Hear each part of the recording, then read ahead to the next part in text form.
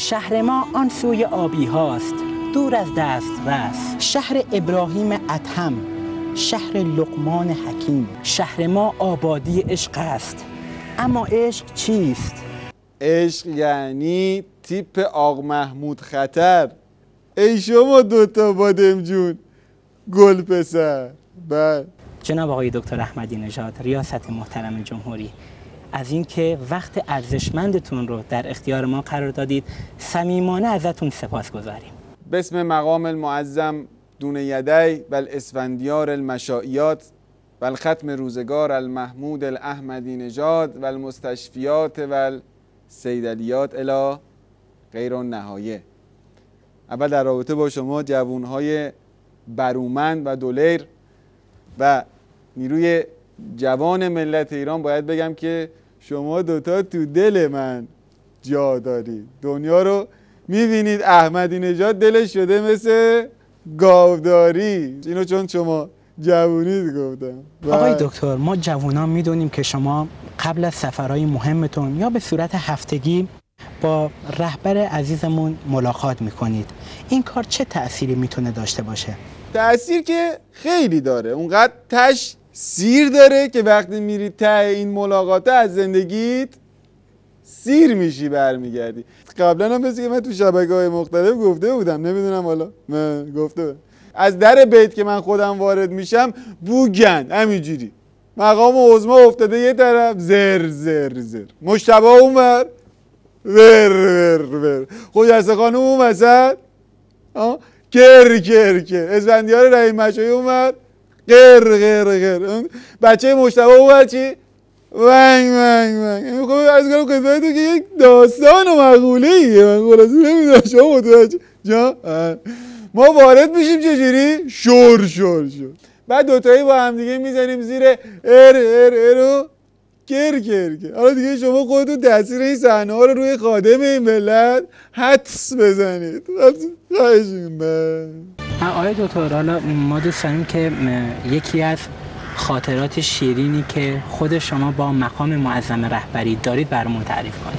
از اونجایی که من در ادامه سفرهای استانیم قراره برم استان نیویورکستان، میخوام یه خاطره از رابطه اهالی اونجا با مقام عظما براتون بگم. وارد هارلم که شدیم یه دروازه‌ای بود مثل دروازه دولاب خودمون که اونا بهش میگفتن سان فرانس دولابت. بعد عکسای خادم رو پر کرده بودن، در و دیوار زده بودن که نشونه ارادتشونه به ملت ایران. دیدم سر گذر جوونکی ایستاده، موها بور ولی تیپ خادم احمدی نژاد، کاپشنی و ریشی و تسبیح. و رفتم جلو گفتم شما؟ گفت تامم. گفتم کدوم تام؟ تام جنتی؟ گفت نه، تام کروز. یعنی میخوام بگم اونا در رقابت با موشک‌های کرار ما کروز درست کرده بودن. حالا من که خودم نمیشناختمش ولی میگفتم هنرپیشه معروفیه، اما خب از ما که معروفتر نبود. خلاصه گفتم که دیگه از ما گفت یه پیغامی دارم میخوام برسونی به مقام معظم رهبری. یعنی یه چنین عشقی داشت به مقام معظم. گفتم بگو. گفت بهش بگو گاد دمت، که من خودم اونجا نفهمیدم ولی پرسجو کردم. گفتن خیلی پرمعنی بوده، خیلی معنی داره. منظورش این بود که وای اگر خامنه ای حکم جهادم دهد، لشکر دنیا و قسلا آزاد. من خودم اتفاقا توی همین واژه گادمت رفتم پیدا کنم تو دیکشنری، ببینم چه نوشته گادامت برکاتو بوده. خب بخاطر لهجه هارلمی که داشت نتونسته بود اونو ادا کنه. بعضیا دم گرمم میگفتن به این قضیه. میخوام بگم مقام عظما در سطح بین المللی از یه چنین محبوبیتی برخورداره. ملت ها تشنه عدالتن. این تصویرش آقای دکتر، بعد از نشست ژنو حالا خیلی دوست داشتیم بدونیم واکنش رهبر معظم نسبت به شما. نسبت به والا این بارها گفتم تو تلویزیون‌های مختلف هم گفتم، والا از ژنو که برگشتیم دلم خیلی گرفته بود. این کارهای دشمنان ملت ایران باعث شده بود من که ملت ایران باشم دلم بگیره، اما چهره مقام عظما مثل محلول لوله بازکن میمونه. راه دلمو چیکار کرد؟ باز کرد. بعدم بهم گفت اون قرمزه چی بود بهت زدن؟ گفتم عظما جون یه جوون نمیدونم حالا دوستان سوئیسی بود، اینقدر به این ما علاقه داشت به عنوان خادم این ملت که دست کرد از تو سینه‌اش قلب قرمزشو کن پرت کرد به سمت من. البته نزدیک بود بقیه هم دل و روده و معده و اینا رو بکنن پرت کنن که دیگه اومدن اینا رو بردن که یه وقت کار دست خودشون ندارن. اینا تعجب میکنم اینا اومدن یه همچین. آقای دکتر در آینده برای جوانان چه برنامه‌ای دارید؟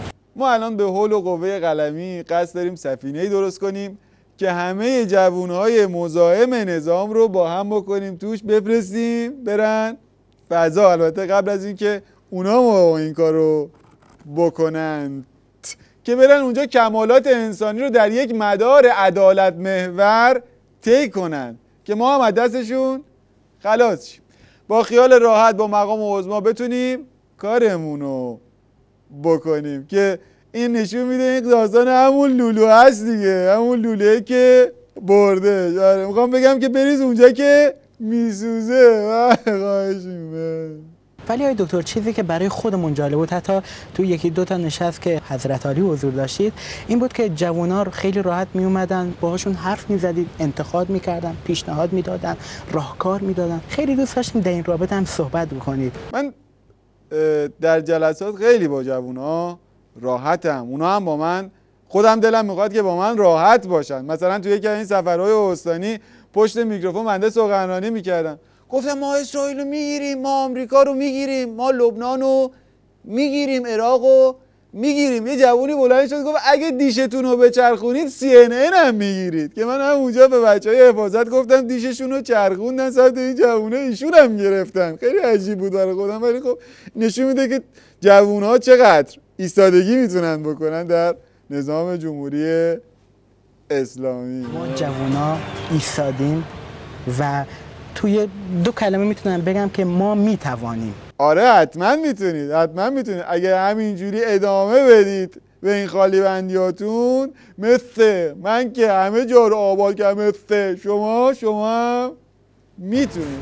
خداوند پشت پناهتون باشه. منم خیلی خوشحال شدم از این که با شما مصاحبه کردم، خیلی انگیزاننده بود که چهره هر سه نفر ما در یک تصویر نشون داده شد تا ملت ببینن که خلاصه از ما بدبخت‌تر و مفلوک‌تر و خلاصه با این وضعیت‌تر هم توی دنیا هست.